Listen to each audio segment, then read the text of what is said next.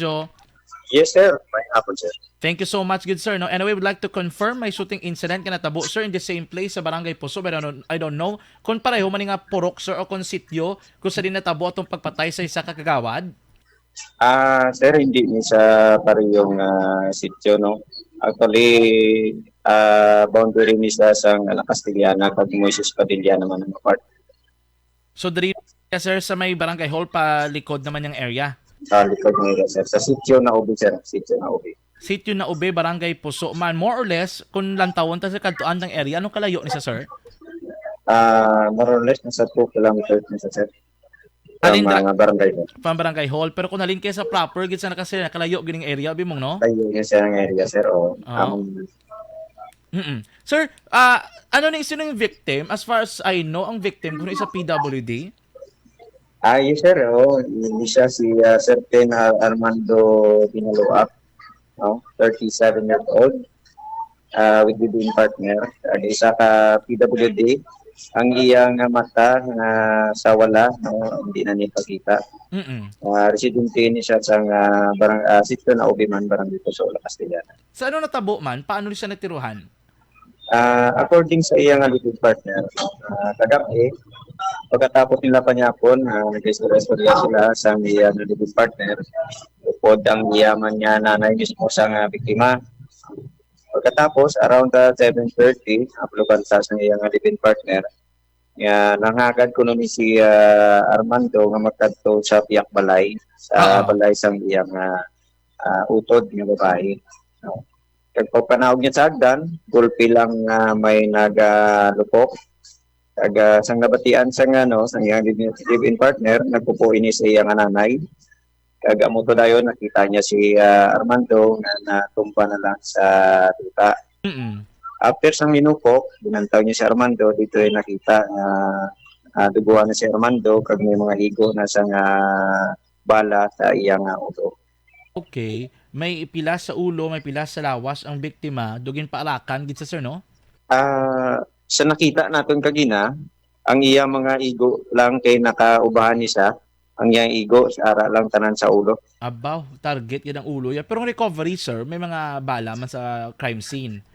Yes, sir, sa amon pag-imbestiga kagina, no, may ara kami nga recoveries ang empty shells ang 5.56 M16 kag isa ka batiyo sang caliber 9mm 45 caliber 45. Caliber 45 na rin na recover na ligad to sa barangay sa isa ka sitio caliber 45. But diri sir sa kaso no sining ni Binaluak, anong background ng victim sir kag anong nilantaw nga motibo sining nga krimen? Ginalantaw natin nga motibo sining nga krimen determine pa naton no ay para ma-certain din naton ang motibo sa pagpatay sa iya. No, ang background naman sining biktima, suno man siya nga pamilya kay actually ang tupad siyang balay, ang tupad balay nila ni puro lang man niya pamilya mo no. Way man isa kuno gainom, way man isa galagaw. Kaga wala naman siya cobra kay hindi na sa may pakita. No. Kay pamanday lang niya sang ilang nga balay, si amo na ang kampo sang iyang nanay, amo na lang niya ginasaligan. Okay. Di sir may ginalantaw ayan sila kung sino ang naghimo sang ini nga krimen?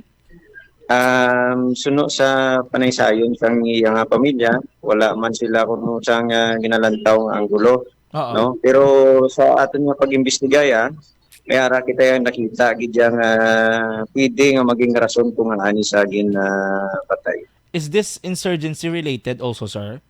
Wala taman na sa gina-discount na insurgency related. Actually, ang manner sang pagpatay, pareha sa manner sa pagpatay man to sang nagdigad naton nga insidente man sa barangay Kabagnaan sa Sitio Paho. Pero connected ni sir? Hindi man. Ginalantaw naton na nga ang gulo no, connected na iti kung sa aton nga assessment parehas na nga oras ang paghimo sa hindi nga krimen. Oo. Sir, di ba puso ni pero namuuno mo ang manner sa pagpatay pero sa Kabagnaan. Sir, how about tidigtong connection dyan sa posible sa pagpatay sa Kagawad? Ano man may ginalantaw mo ka mo sir pareho sini? Posible nga konektado ang mga perpetrators ini insidente no. Okay. Sir, anyway, no, bago lang gid may nagsulod nga statement and ang NPA, no, ang New People's Army Leonardo Panaligan Command ginako nila no ining si Arman binaluak sir no ang victim. Armando, sir, Armando Ginalaw. Armando gid no. I don't know if Ah. it's confirmed may mga previous cases ni sa sir.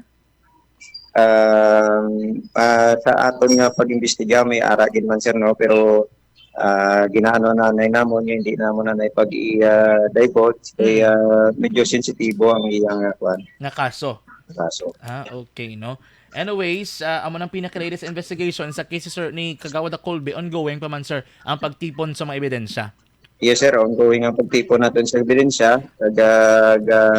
Apila kami sa mga pumuluyo man nga kung pwede mabuligan nila kami, no, kung may nabaluan silang makahatag man sa aton ang bakod man nga panaysayon para makahatag sa aton din.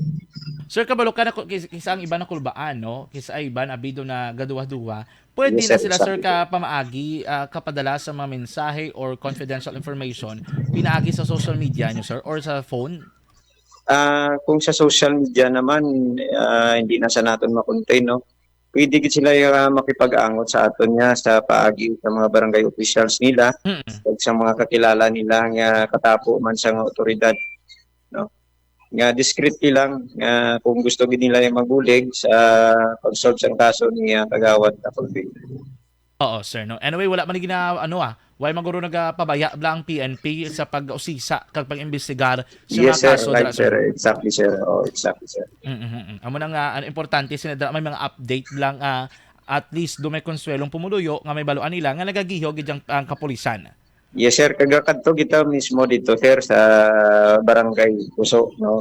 Gipag-angot kita kaya sa ilang barangay chairman, sa mga barangay officials, coordinate man ta sa aton counterpart sa Philippine Army.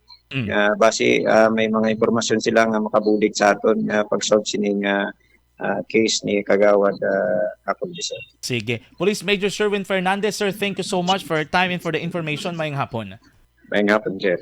Action Reports, Afternoon Edition.